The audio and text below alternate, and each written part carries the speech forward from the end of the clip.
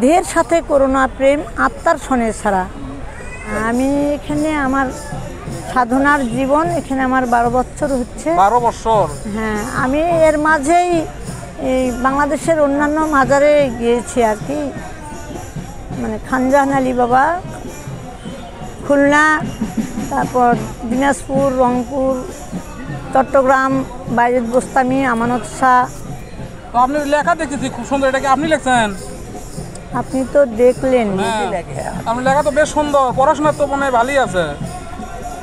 আমার পড়াশোনা, আমার রাসূলের আদর্শই আমার পড়াশোনা।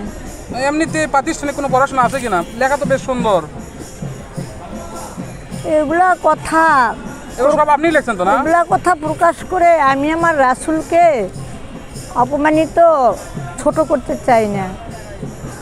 কারণ আমার রাসূল কোনো প্রতিষ্ঠানে লেখাপড়া করেনি, ওনাকে আল্লাহ রাব্বুল আলামিন ওনাকে সব জ্ঞান দিয়েছেন।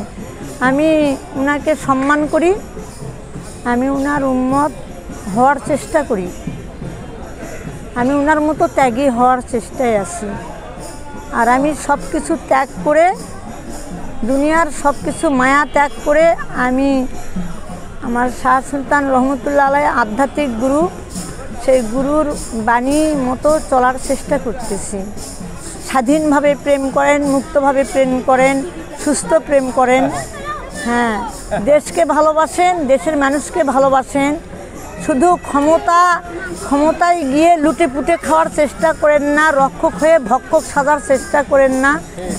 হ্যাঁ, ক্ষমতা ছাড়াও মানুষকে ভালোবাসা যায়। যিনি আমাদের বিশ্বনবী ছিলেন, তিনি সব কিছু ত্যাগ করেই তিনি বিশ্বনবী হয়েছিলেন। আমরা তার অনুসারী এবং তার উম্মত, তার কার্যক্রম।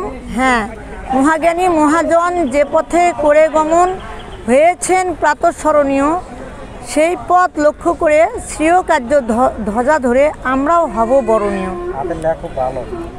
আমি সবার কাছে এইটুকুই আবেদন করতেছি, আপনারা অর্থ স্বার্থ ছাড়াই মানুষকে ভালোবাসেন।